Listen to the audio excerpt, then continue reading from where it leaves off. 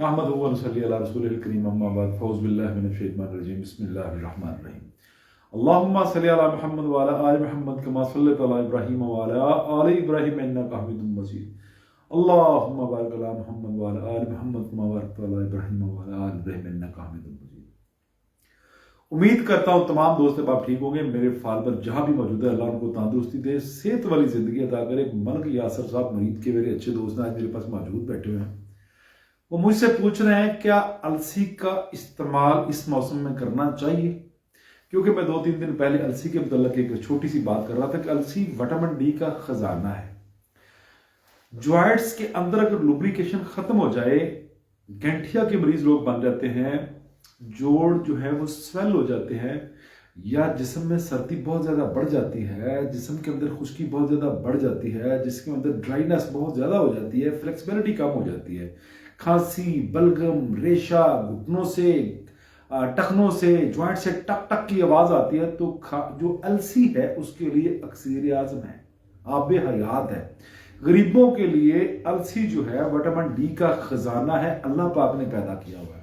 तो मैं मलक साहब की विसादत से, मलक यासर साहब की विसादत से, या आप तमाम हजरात को कह दूं, अगर दूध मैसर नहीं है तो तब भी आप पानी के साथ अलसी यूज कर सकते हैं। अगर पानी भी मैसर नहीं तो वैसे फांक के, जिस तरह हम वो चने चबाते हैं या पहले चावलों के दाने चबाए जाते थे, फुलड़ियां चबाई जाती थी, तो वैसे हम अलसी को यूज कर सकते हैं।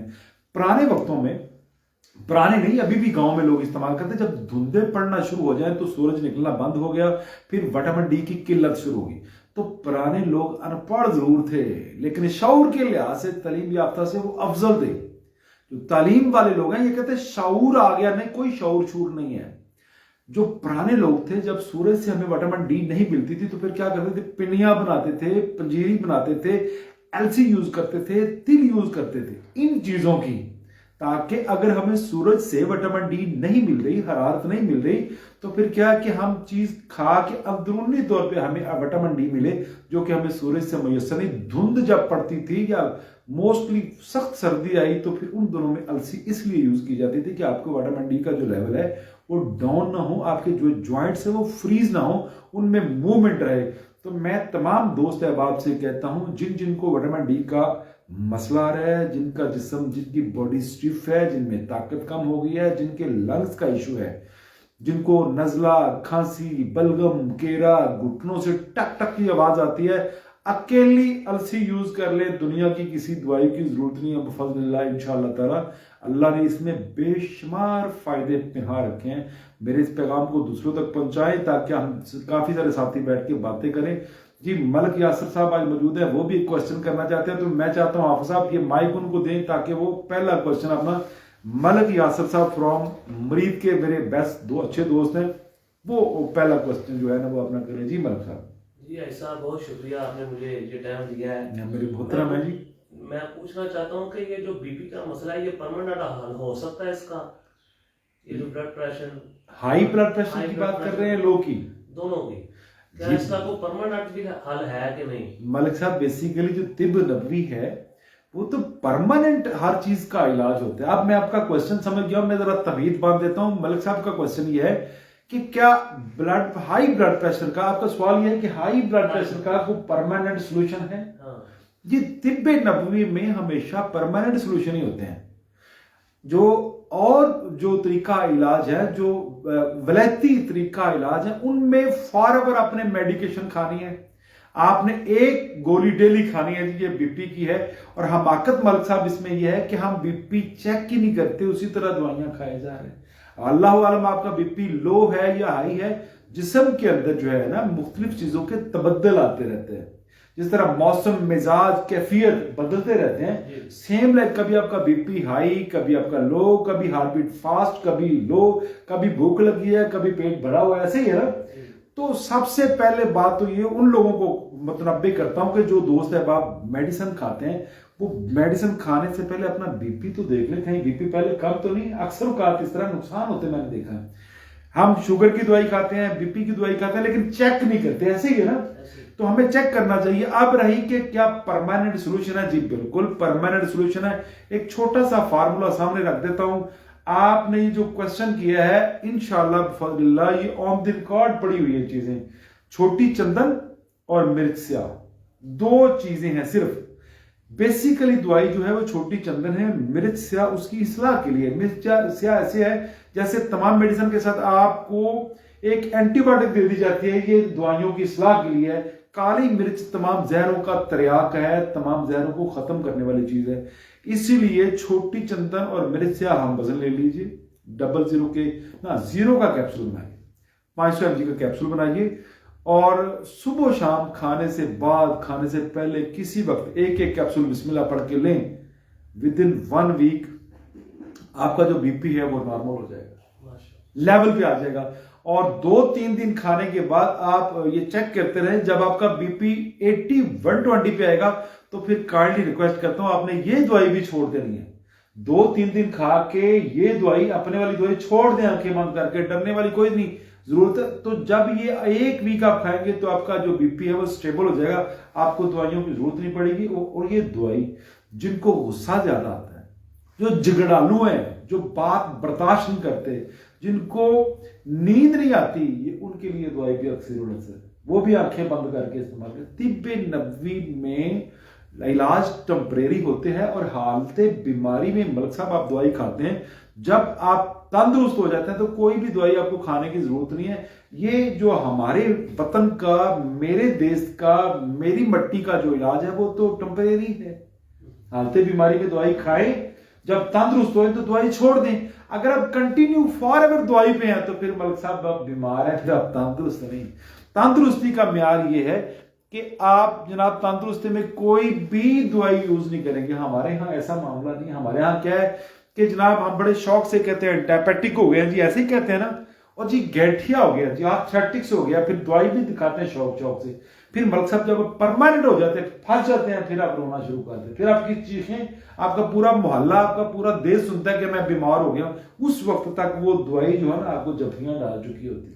फिर वो दवाई आपके जुज़ो बदन का एक हिस्सा बन जाती है। जिस तरह ड्रग, कोई भी भंग पीने वाला, कोई भी नशा करने वाला, शराब पीने वाला, कोई भी नशा किसी किस्म का वो करता है, तो नशा छोड़ने से वो बंदा मरता नहीं है मलिक साहब। जब वो नशा उसको नहीं मिलता तो उसकी जो बॉडी है उस नशे की तलब करती है, उस चीज की तलब करती है।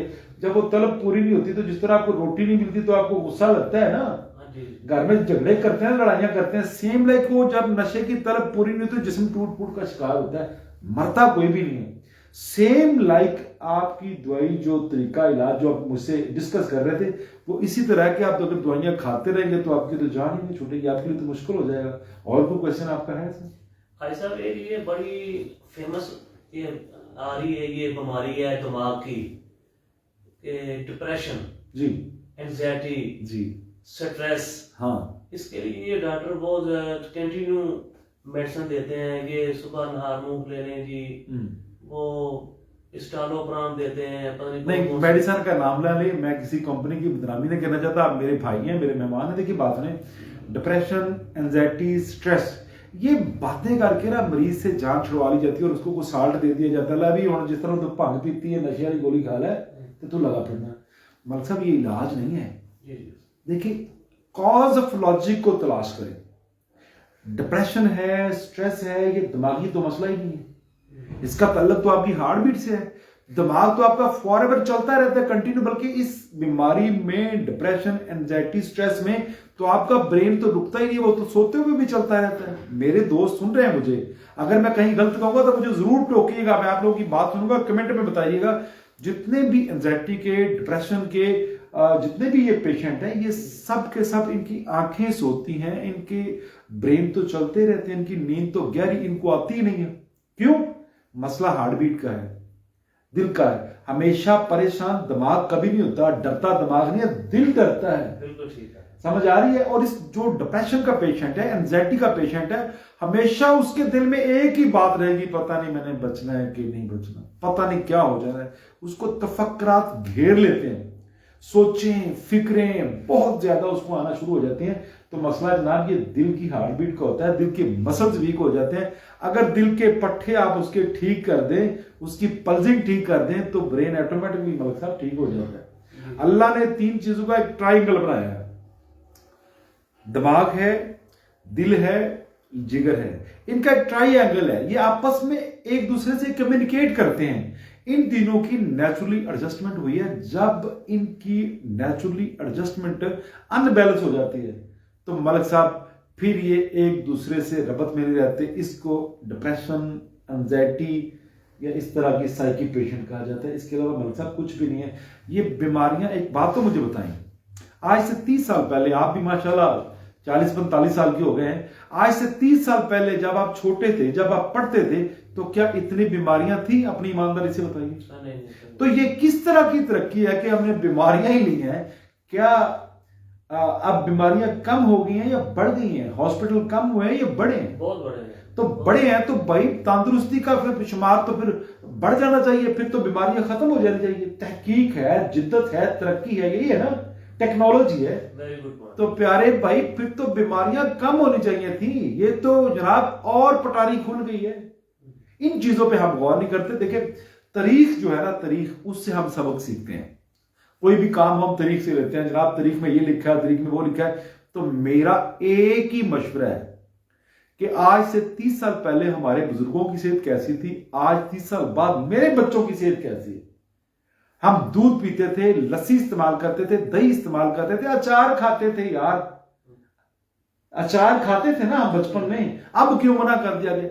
देखिए सबसे पहले नबी अलैहिस्सलाम सल्लल्लाहु अलैहि वसल्लम के जितने भी फरमान हैं उनको, उनके एंटी चला गया। मेडिकल जो है ना या साइंस जो है, उनके आपके फरमान के उल्ट चलती है। नबी पाक ने फरमाया शोरबे वाले खाने खाने चाहिए, तो हमें जनाब खुश्क खानों पे लगा दिया गया। फ्राई खाने, कढ़ाई खाने, जितने भी हम टीवी पे मशहूरियां देखते हैं उनमें कभी आपने देखा कि रोश की मशहूरी आती हो, लंबे शोरबे वाले खाने की मशहूरी आती हो, नबी करीम की बात आती हो? नहीं, कभी भी नहीं। जिद्दत जो हमें दिखाया जा रहा है, ना वो यूके में है, ना कनाडा में, ना इंग्लैंड में है, ना कहीं भी पूरे शंजन में वैसा माहौल ही नहीं है। ये मीडिया की दुनिया अलग है, वो कहीं भी नहीं है। ये तखयलात हैं और इनको ऑपरेट करने वालों को पीछे बैठा है। अगर हम उनकी बात नहीं करते, नेक्स्ट आप सबको क्वेश्चन है को बताएं, आपका क्वेश्चन है, मलिक साहब बात करें आप। बस ये यही है, क्वेश्चन तो बहुत ज्यादा है। मलिक साहब देखिए तरक्की जो है, क्या उसने कुछ सुकून दिया अपनी ईमानदारी से? नहीं। जो ये जो तालीम बहुत ज्यादा हो, क्या आपको क्या लगता है कि तालीम से शऊर आता है? तालीम से आप अपने जाती मकासद, जाती अपने फायदे या अच्छी जॉब जो है ना वो हासिल कर सकते हैं। आप तालीम याफ्ता बंदा, मैं ये बदनामी नहीं कर रहा, लेकिन वो अर्निंग के लिए पढ़ रहा है, अपने फायदे के लिए पढ़ रहा है। क्या वो माशरे के लिए पढ़ रहा है? क्या वो अपनी सैलरी देता है गरीबों को लाके, ये सैलरी रख लो भाई? जब भी तालीम आप हासिल करते हैं तो अपने जाती मफाद के लिए, इल्म जो है वो आप दुनिया के फायदे के लिए प्लस आखिरत के फायदे के लिए। तालीम और चीज है, इल्म और चीज है, एजुकेशन और नॉलेज अलग अलग चीजें। पर हमने क्या किया है कि खिचड़ी बना दी है। जिस तरह दीन और मुआशरा अलग अलग चीजें हैं ना, ये जो मेरे कपड़े हैं इनका ताल्लुक मुआशरे से है, मेरे रहन सहन से है। अब हमें कहा जाता है जी पैंट से जनाब नमाज नहीं होती, तो जनाब जो बाहर के मुल्क है वहां पे तो पैंट पर पहन के लोग नमाज पढ़ते हैं। ये खामखा की बातें हैं। दीन अलग चीज है, मुआशरा अलग चीज है। जब इन चीजों को आप अलग अलग करेंगे, नॉलेज और एजुकेशन को अलग अलग करेंगे, तो मलिक साहब बातों की आपको समझ आना शुरू हो जाएगी। आप माइक हाफिज साहब को दे, दोस्तों के जो है कमेंट उनके तलब में बात करूँ। आपका बहुत शुक्रिया, आप तशरीफ लाए, आपकी मोहब्बतों का बहुत शुक्रिया। आज मलिक साहब फंसे हुए हैं, मेरे पास मेहमान है, मेरे बड़े भाई, छोटे भाई हैं, तो आज उन्होंने कहा जी मैंने भी कुछ क्वेश्चन करने हैं जी। हम सब बिस्मिल्लाह पढ़िए, अपने क्वेश्चन शुरू करिए जी। सर जी अनीसा खान है, ये पूछ रही है कि मेरी नाक बहुत अड़कती है, उसका कोई इलाज बताएं। बेटे नाफ का जब भी इशू होगा तो आपकी अंतड़ियों पे खुश्की आएगी, तो फिर ये मामला होगा। छोटा सा टिप बता देता हूँ, एक तो शोरबे वाले खाने और प्लस अपनी नाफ पे बेटे दिन में 2 से 3 मरतबा सरसों का तेल या ऑलिव ऑयल जो है ना तेल थोड़ा सा लगाएं। अक्सर मैंने ये देखा कि नाफ के ऊपर, नाफ लेट के नाफ में तेल डाल के ऊपर टेप लगा दी ताकि तेल बाहर ना निकले। तो बेटे नाफ को लुब्रिकेट करें बफज़लिल्लाह, इंशाअल्लाह बफज़लिल्लाह, और साथ ठंडी चीजों से इज्तनाब करें, खुश्क खाने मत खाएं, लंबे शोरबे वाले खानों का इंतखाब करें, देसी घी इस्तेमाल करें, ऑलिव ऑयल इस्तेमाल करें या तिलों का तेल इन सर्दी में इस्तेमाल करें। प्लस में पहले एलसी की बात कर रहा था, वो भी आप इस्तेमाल करें, इंशाअल्लाह बफज़लिल्लाह नाफ अपनी जगह पे आ जाएगी, टलेगी नहीं इंशाअल्लाह जी।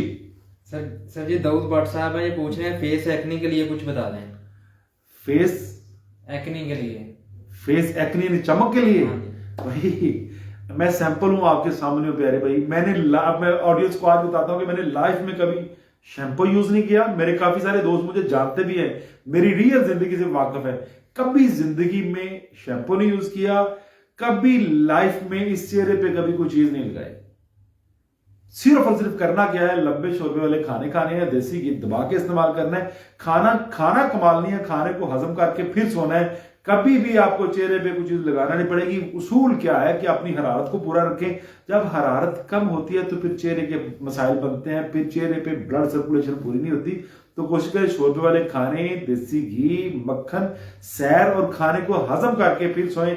इंशाल्लाह चेहरा चमकना शुरू हो जाएगा मेरे रब के हुक्म से इंशाल्लाह फजलिल्लाह। जी सर जी तारा के लिए ये पूछ रहे हैं एच पाइलोरी का कोई ट्रीटमेंट बता दें। हाय एच पाइलोरी सौखा सा काम है, सौखा सा। अकेले सौंफ चबाने शुरू कर दे, अकेले सौंफ इनका पाउडर बना के रख लें, सुबह दोपहर शाम हाफ टी स्पून पानी से ले। अगर ये नहीं कर सकते तो जिस तरह लोग पान खाते हैं, सौंफ को अच्छी तरह साफ करें, एक चम्मच सौंफ ले लें, खाने का चम्मच सौंफ ले लें, उनको अच्छी तरह साफ करके फूंक मार के मुंह में रखें, वो चबाते जाएं थोड़े थोड़े और अपने अंदर लेते जाएं। 3 से 4 दिन कर लें, फिर जाके एच पाइलोरी का टेस्ट करा लें। मेरे रब के हुक्म से इंशाल्लाह सौंफ बहुत बड़ी ताकतवर दवाई अल्लाह ने बनाई हुई है। एच पाइलोरी का कंप्लीट इलाज है। इसके अलावा आपकी जो हल्दी है वो भी एच पाइलोरी का इलाज है। अकेली हल्दी पानी से कर लें आप, वो भी एच पाइलोरी का इलाज है। सौंफ ले लें, हल्दी ले लें, जीरा ले लें, ये तमाम के तमाम आपके एच पाइलोरी के इलाज हैं। बेसिकली आप अपनी जो एसिडिटी है, आपकी तजाबियत है, अगर उसको कंट्रोल कर लेंगे तो इन मसाइल का आपको सामना करना ही नहीं पड़ेगा। और उनका एक ही तरीका है, चटनी इस्तेमाल करें, शोरबे वाले खाने इस्तेमाल करें, फास्ट फूड छोड़ दें, मैन मेड चीजें छोड़ दें और जो अल्लाह ने जो चीजें बनाई हैं उनका इस्तेमाल करना शुरू कर दें। एच पाइलोरी कोई बीमारी नहीं, अल्लाह के हुक्म से इंशाल्लाह बिफज़लिल्लाह। जी सर आमर शरीफ साहब है, ये पूछ रहे हैं कोलेस्ट्रॉल का इलाज बता दें। अब मैं हर वीडियो में तकरीबन ये बात आती है, कोलेस्ट्रॉल के लिए, यूरिक एसिड के लिए, दोनों चीजों के लिए।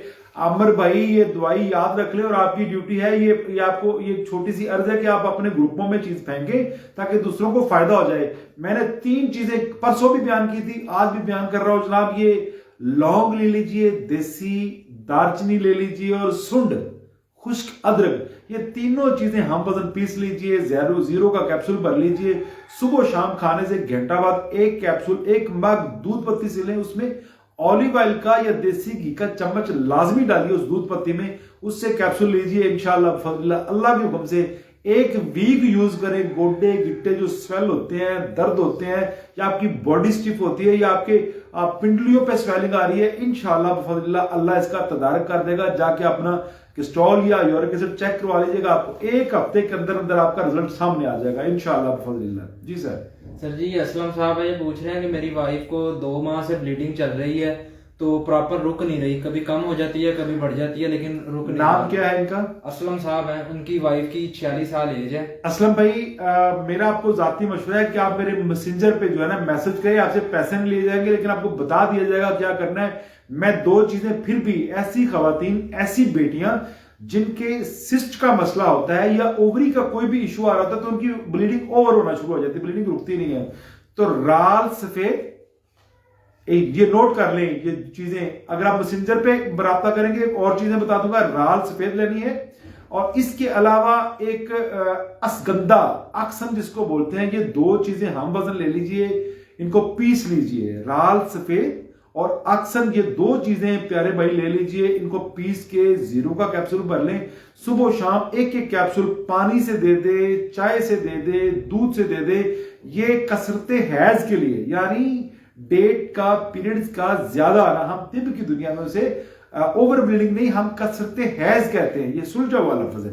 कसरते हैज के लिए ये अक्सर आजम से कम नहीं है, मेरी उस बेटी को बना के दें। इसके अलावा गंदम आपके घर में है, तवे के ऊपर थोड़ी सी गंदम रखें, ऊपर को बॉल रख के तेज आग जलाएं, जब गंदम बर्न हो जाए, जल जाए, उसका पाउडर बना के हाफ टी स्पून सुबह दोपहर शाम 3 टाइम पानी से लें।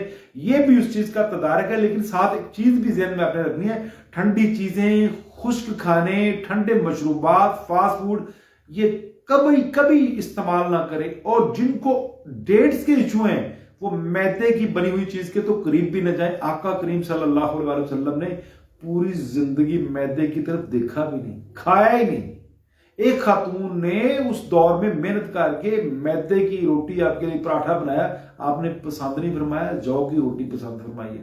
तो बेटे परहेज इलाज से बेहतर है। दो चीजें मैंने आपको गंदम का पाउडर ब्लैक बताया बर्निंग करके, और दूसरा राल सफेद और साथ अक्सन बिस्मिल्लाह पढ़ के इनमें से कोई भी बनाए, पहली खुराक अल्लाह के हुक्म से इंशाअल्लाह फजल आपको फायदा देगी। जी सर। यूनुस गौंदल साहब है, ये पूछ रहे हैं दायां गुर्दा सिकुड़ा हुआ है और आयरन की भी कमी है। देखिए जी, ये बड़ा कॉम्प्लिकेटेड मामला है। आयरन की कमी है, ये आपके बेसिकली लिवर का इशू आ रहा है। जो किडनीज है, जो आपके गुर्दे हैं, ये आपके लिवर के अंडर है। यानी वजीर आजम जो है, अगर वो सही तरह से काम नहीं करेगा तो नीचे तो गड़बड़ आ ही जानी है। ऐसे करें कि लिवर जो है वो वजीर आजम का किरदार अदा कर रहा है और वजीर आला जो है आपकी किडनीज है। तो प्यारे भाई, इसका मैं आपको ऑनलाइन मशवरा नहीं दूंगा, क्योंकि फायदे के बजाय लोग नुकसान कर लेते हैं। आप मेरे मैसेंजर पे राब्ता कर लीजिए या 030070700862 इसके व्हाट्सएप पे मुझे अपने टेस्ट सेंड करिए। इंशाअल्लाह बफज़लिल्लाह मैं आपसे पूरा ताउन करूंगा, मशवरा दूंगा, क्योंकि किडनी का मसला है, आम सा मसला नहीं है। शिलिंग अगर किडनी हो रही है तो फिर इंशाअल्लाह वो देख के टेस्ट वगैरह फिर आपको मशवरा दूंगा। जी हाँ जी। मोहम्मद साहब है, ये पूछ रहे हैं बलगम खांसी का इलाज बता दें। वाह, बलगम खांसी, नजला, जुकाम, केरा, चेस्ट के मामले, इनके लिए मैं अक्सर बताया करता हूं कि सुहागा ले लें। सुहागा बरियां जो हमारी पुरानी माएँ थी, दादियां थी, नानियां थी, उन सबको सुहागे के मतलब पता है। अगर आप किसी बूढ़े बंदे से दरियाफ्त करेंगे तो सबको पता है। कारी इजाज साहब वालेकुम अस्सलाम व रहमतुल्लाह व बरकातहू, बहुत शुक्रिया भाईजान। सुहागा बरियां 2 हिस्से यानी 10 ग्राम ले लें। लौंग पिसा हुआ देसी जो है ये 5 ग्राम ले लें। सुहागा 10 ग्राम है लेकिन बरियां किया हुआ यानी भुना हुआ, कच्चा नहीं, खाम नहीं लेना। ये दोनों चीजें जनाब बना के घर रख लें। आप इसमें से एक चने बराबर या 3 उंगलियों की एक चुटकी ले और शहद में थोड़ी 1 चम्मच शहद में मिक्स करके चाट लें, ऊपर से दूध पत्ती इस्तेमाल करें। इंशाल्लाह फजला खांसी, बलगम, रेशा, चेस्ट के मामले, जितने भी अमराज बारदा यानी सर्दी के जितने भी अमराज हैं, अल्लाह इन पे कुल्ली शफात फरमाएगा। इंशाल्लाह फजला इस्तेमाल करिए। जी सर जी। हरून साहब है, पूछ रहे हैं कि मुझे यूरिन बार बार आता है लेकिन मसाना खाली नहीं होता। जी, आपका जो मसाना है उसके जो मसल्स है ना वो वीक हो गया, आपका मसाना नीचे गिर गया है, ये ज़हन में रख लीजिए। अगर पूरा तरह खाली नहीं होता तो प्यारे भाई आपकी हरारत कम हो गई है। इस हरारत को पूरा करने के लिए आपको एलसी रिकमेंड करता हूं। एलसी का के हरून साहब मुझे बताइएगा जरूर फायदा क्या हुआ है। एलसी खाने से कमजोर मसाना, कमजोर से कमजोर घुटने, कमजोर से कमजोर मर्दनी कुव्वत अल्लाह उसको ऊद पे ले आता है। अब मसाने को हरार देने के लिए 2 चीजें, एलसी और तिल जो है, ये दोनों का कसरत से इस्तेमाल करें, इंशाल्लाह अल्लाह आपको फायदा दे देगा। ये खुराकें हैं, दुआएं नहीं है, ये ग़िज़ाएं हैं। इनको इस्तेमाल करिए और मुझे दुआओं में याद रखिए। अगर अल्लाह आपको फायदा दे तो इन चीजों की तशहीर करिए, मेरा नाम मत बताइए, पर तशहीर करिए ताकि हमारा मुआशरा जो है वो तंदुरुस्ती की तरफ राग़िब हो सके। जी आप साहब। सर जी, परवेज इकबाल साहब हैं, पूछ रहे हैं कि दिल के वाल बंद हैं, उनके लिए कोई मुजर्रब इलाज बता रहे हैं। देखिए जी, मैं इस तरह नहीं कर सकता जब तक उनके मैं टेस्ट ना देखूं, मैं आपको कोई भी मशवरा नहीं दे सकता। तो प्यारे भाई 030070700862 पे आप व्हाट्सएप करें। पैसे हो ना हो, ये नंबर देने का मकसद पैसे कमाना नहीं है, पैसे बड़े अल्हम्दुलिल्लाह। मकसद ये है कि उनकी बात को तवज्जो से सुना जाइए, क्योंकि कॉम्प्लिकेटेड मसाइल हैं। आम मसाइल जो हैं उन पे तो हम खुल के मलक से बातें कर सकते हैं, जो मतलब मामले फंसे हुए हैं उन पे फौरी मैं अपनी राय नहीं दे सकता। आप काइंडली मुझे ना अपने टेस्ट भेजिए 030070700862 पे, मैं इंशाल्लाह प्यारे भाई आपको मशवरा दूंगा। जी हाफिज़ साहब। सर जी, नासिर साहब है, ये पूछ रहे हैं गुर्दों में पानी है, उसके लिए कोई नुस्खा बता दें। हाय, गुर्दों में वैसे तो पानी होता है। गुर्दों का काम वैसे ब्लड से पानी को, यूरिन को अलग करना है, लेकिन ये आपका क्वेश्चन ठीक नहीं है। बाज़ औक़ात हमें कहा जाता है पानी की थैलियां हैं। आप प्यारे भाई मुझे टेस्ट सेंड करें, फिर मैं गुर्दों के मुतल्लिक़ को बात करूंगा। ऐसे कोई बात करके मैं आप पे अजाब नहीं मसलत करना चाहता। और अगर मेरी बात से कोई हर्ट हो, वो आर्जी हो सकता है, लेकिन एक थिंकिंग करेगा तो वो जरूर बोलेगा कि हाँ अबू अब्दुल्ला ने मुझे मशवरा सही दिया है। आप मुझे अपने टेस्ट व्हाट्सएप पे सेंड करें, आपको रिप्लाई दिया जाएगा दौरे हाजिर में। अगर आपके टेस्ट देख के हम फ्री ऑफ कॉस्ट आपको वापस मशवरा दे रहे हैं तो जनाब ये बहुत बड़ी बात है, क्योंकि हमारे पास कोई ऐसा कंधा ही नहीं है जिसके ऊपर हम सर रख के रो सके, अपना दुख सुख सुना सकें। अब जब हम किसी हॉस्पिटल, क्लिनिक, प्राइवेट पे जाते हैं या गवर्नमेंट पे जाते हैं, वहां तो बातें नहीं सुनते। टेस्ट लेके फिर बताएंगे। तो भाई मैं तो कह रहा हूं सिर्फ मुझे टेस्ट भेज दें, मैं आपको रिप्लाई करूंगा इंशाल्लाह बिफज़लिल्लाह। जी सर जी अजहर साहब है, ये पूछ रहे हैं मेरे पाँव की जिल्द फटी हुई है, उसमें से खून बहुत बहता है। ड्राइनेस है, खुश्की है, मैं आपको तरीका बता देता हूँ। मोम ले लें बाजार से, कहीं से भी मोम मिल जाएगी, कहीं से भी मोम लेके प्यारे भाई उसको थोड़ा सा पिघला के ना तो उन जगहों पे लगाएं। मोम नहीं लेते, सरसों का तेल लगाएं।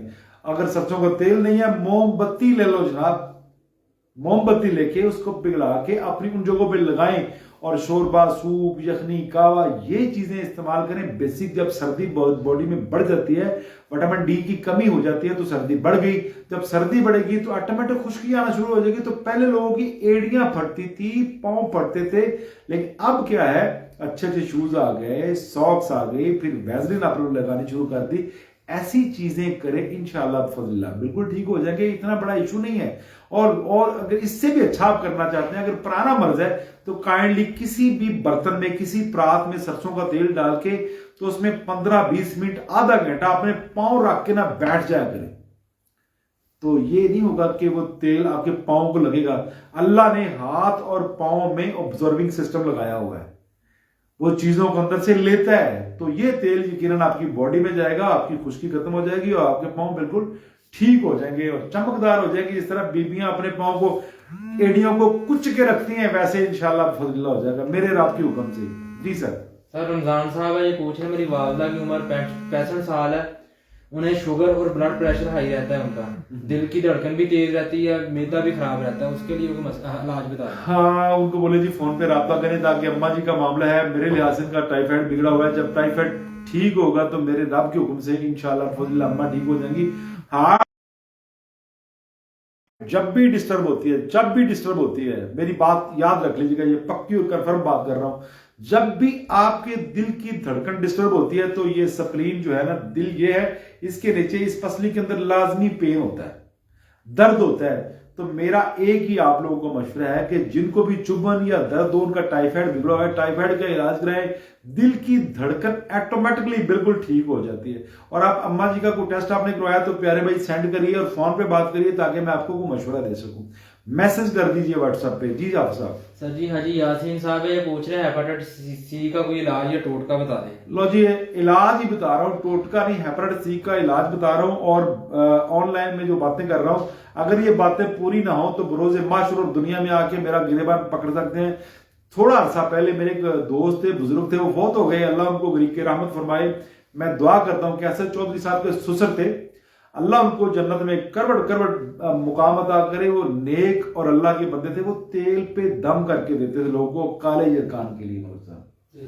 तेल पे दम करके देते। मेरे दोस्त थे, बेतकल्लफी थी, तो मैंने कहा ये क्या राज है, तो वो हंस पड़े कि मैं अगर किसी को वैसे बताऊंगा सरसों का तेल इसकी मालिश करें तो किसी ने मानना नहीं है। तो मैं इसीलिए कहा करता हूं भाई सरसों का तेल ले आए, मैं दम कर देता हूं, आपका काला यरकान ठीक हो जाएगा। ये राज मुझे बता के गए, वो जन्नती बंदे थे। तो प्यारे भाइयों, आप 21 दिन जिन जिनको काला यरकान है, जिन जिनको भी हेपेटाइटिस सी है, वो अपनी बॉडी के ऊपर सिर्फ सरसों का तेल जो है ना वो मलना शुरू कर दें। डेली सरसों का तेल मलें और तेल मलने के बाद प्यारे भाइयों 2-3 घंटे बाद नहा लें। मेरे रब के हुक्म से 21 दिन की ये मशक कर ले। अगर किसी को हेपेटाइटिस सी रह जाए तो मुझे पकड़ लीजिए, मेरा मुजर्रब है, मैंने ये खुली बातें कर दी हैं, छुपाया नहीं। देखिए हेपेटाइटिस सी है क्या? ड्राइनेस है, खुश्की है, टाइफाइड है, ताप है, इसके अलावा तो कुछ भी नहीं। पर क्या है कि हमने खाने अपने चेंज कर लिए। मेरा आपको ये जाती तौर पे मशवरा है, आप अपने खाने दुरुस्त कर लें, लंबे शोरबे वाले खानों का इंतखाब कर लें, नबी अलैहिस्सलाम सल्लल्लाहु अलैहि वसल्लम के जो फरमान है उन पे अमल शुरू कर दें। इंशाअल्लाह फजल्ला 21 दिन की मालिश करने से आपका जो है ना हेपेटाइटिस सी खत्म हो सकता है। ये मैं दावा करता हूं, ये मैं गारंटी देता हूं। बिस्मिल्लाह पढ़ के करके तो चेक कर ले। इंशाअल्लाह खाने शोरबे वाले और जिस्म पे मालिश करें और नीम गर्म पानी से गसल करें। 21 दिन करके फिर जाके अपना टेस्ट करा लीजिए और मुझे टेस्ट सेंड कर दीजिए। इंशाअल्लाह फजल में हाजिर हूं। ये टोटका नहीं है, ये परमानेंट इलाज है जो आपके सामने रख रहे हैं। हेपेटाइटिस सी का बी पे भी काम करता है, ए पे भी काम करता है। ये सारे ड्राइनेस के मामला है। जी सर। सर जी खान मोहम्मद साहब ये पूछ रहे हैं मेरी डिस्क में बड़ी तकलीफ है, मेरी उम्र 74 साल है, उसके लिए मुझे इलाज बता दें। ये तो गलत बात होगी जनाब, आपने जो कर दी। आप डिस्क का इलाज तो आप खुद कर ही नहीं सकते, आपको मुआलिज की जरूरत है जनाब। मेरा आपको मशवरा ये है कि कौन सी डिस्क है, ये सर्वाइकल की है, थ्राइसिक की है, लंबर जोन की है, ये तो आपने डिस्कस ही नहीं किया। तो मेरा आपको जाती मशवरा है किसी डीपीटी डॉक्टर से मिले, बड़े बड़े प्रोफेसरों से ना मिले, किसी फिजियोथेरापिस्ट डॉक्टर से मिले। इंशाल्लाह अपना टेस्ट या एमआरआई या कोई एक्सरा लेके जाएं, इंशाल्लाह डीपीटी आपको फिट कर देगा मेरे रब के हुक्म से। इंशाल्लाह अगर कोई आपको ना संभाले तो फिर हमारे पास आ जाए, हम तो हाजिर हैं इंशाल्लाह। सर जी ये निशा खान है पूछ रही है एंग्जाइटी से नाक की धड़कन तेज हो जाती है। बेटे बड़ी आंख पे स्वेलिंग है, आईबीएस का मसला है पुत्र, पक्की बात बता रहा हूं, आईबीएस का मसला है। और आपको दिल के नीचे पसली के अंदर भी दर्द रहता होगा, कभी चुभन या दर्द लाजमी रहता होगा, तो प्यारे बच्चे इससे स्ट्रेस भी आ सकती है, कनपटियां दर्द भी कर सकती हैं। तो मेरा मशवरा यह है कि काले चने का सूप 1 मग डेली इस्तेमाल करें, उसमें देसी घी का चम्मच डाल के, ताकि बॉडी वार्म हो और आपकी जो अंतड़ियां हैं उनमें खिंचावट है और उनमें स्टिफनेस है, उनमें फ्लेक्सिबिलिटी आ जाए, लचक आ जाए, अंदरूनी हिस्सा हमारे अज़ा का नरम हो जाए, आप बेटे बिल्कुल ठीक हो जाएंगे। काले चने का शोरबा देसी घी का चम्मच डाल के बिस्मिल्लाह पढ़ के दिन में 1 मरतबा लाजमी इस्तेमाल करें। और ठंडी चीजों से, आजकल सर्दियों में भी लोग आइसक्रीम खा रहे हैं, यानी मैं तो इस जाहिलानापन की मतलब मजम्मत करूंगा कि सर्दियों में भी आइसक्रीम खा रहे हैं, ठंडे मशरूबात यूज कर रहे हैं। वजह क्या है कि हमें अपनी तंदुरुस्ती से कुछ लेना देना ही नहीं है। तो बच्चे आप काले चने का शोरबा इस्तेमाल करें देसी घी डाल के, इंशाल्लाह नाफ की जो बीटिंग है वो अपनी जगह पे आ जाएगी और ठीक हो जाएगी इंशाल्लाह। जिसको कहते हैं नाफ टल जाना, अपनी जगह से साइड पे हो जाना, इंशाल्लाह देसी घी इस्तेमाल करेंगे, फ्लेक्सिबिलिटी आएगी, पुत्र बिल्कुल ठीक हो जाएगा। और काले चने की जो शोरबा है बेटे वो बहुत ताकतवर है, इस्तेमाल करें, बहुत फायदा होगा। जी हाफिज साहब नेक्स्ट क्या है? जी फयाज अहमद फयाज साहब हैं, ये पूछ रहे मेरा पेट खराब रहता है, दिल की ऊपर वाली जगह पे हल्का सा दर्द खिंचाव सा रहता है, कमर और गर्दन में भी दर्द रहती है। देखिए कमर और जो गर्दन की दर्द है वो तो आपकी वीकनेस है या आपकी स्पाइन का कोई मसला आ रहा है। अब जो आपने पहले स्टमक के मतलब बयान किया, आपकी एसिडिटी बढ़ी हुई है, दिन में 1 प्याज जो है ना खाने के साथ खाना शुरू कर दे, प्याज, चटनी, अचार, ये 3 चीजें रिकमेंड कर रहा हूं, ये खाना शुरू कर दे दोपहर के खाने में। मेरे रब के हुक्म से आपका मैदा जो है ना रिपेयर हो जाएगा। फिर मैदा जब कुछ खाएगा, जुजू बदन बनेगा, तो फिर आपकी बॉडी में कोई तकलीफ नहीं आएगी। अपना मैदा ठीक करें, मैदा ठीक होगा तो बाकी पट्ठों के मसाइल तो ऑटोमेटिकली ठीक हो जाएंगे।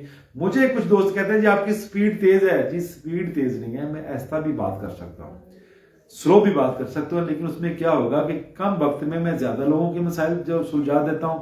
अगर आप मुझे कहेंगे आहिस्ता बोलना है तो फिर जो है ना टाइम ज्यादा लगेगा, तो मसाइल जो है ना उनकी तरफ तो जो कम होगी। जी सर आप सर जी आज के यही क्वेश्चन है जी, आज के इतने क्वेश्चन है, आप लोग क्वेश्चन करिए, इंशाल्लाह फजला मैं आंसर दूंगा। जिन दोस्तों के मसाइल रह गए मैं देख के उनको इंशाल्लाह कमेंट में लाजमी क्लियर कर दूंगा। और इल्तिजा है मेरे इस पैगाम को दूसरों तक पहुंचाइए ताकि दूसरों का फायदा हो।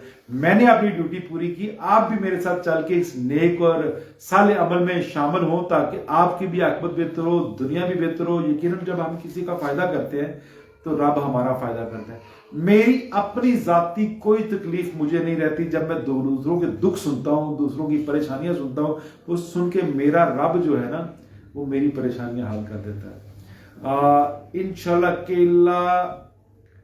केला सर्दी में नहीं खाना चाहिए। जिनको जॉइंट्स की दर्द है, जिनको खांसी, बलगम, रेशा, इस तरह के मसाइल हैं, सांस के मसाइल हैं, जिनको लंग्स के इशू हैं, उनको केला नहीं खाना चाहिए। मोहम्मद अलियास वालेकुम अस्सलाम व रहमतुल्लाहि व बरकातुहू। और मुझे मेरे इस पैगाम को दूसरों तक पहुंचाइए और मुझे पता चल जाएगा किस किस ने शेयर किया है। जो शेयर करते हैं वो अल्लाह के बरगजीदा बंदे हैं, अल्लाह उनको नेकियां दे, सेहत दे, तंदुरुस्ती वाली जिंदगी दे। बहुत शुक्रिया। अस्सलाम वालेकुम व रहमतुल्लाहि व बरकातुहू।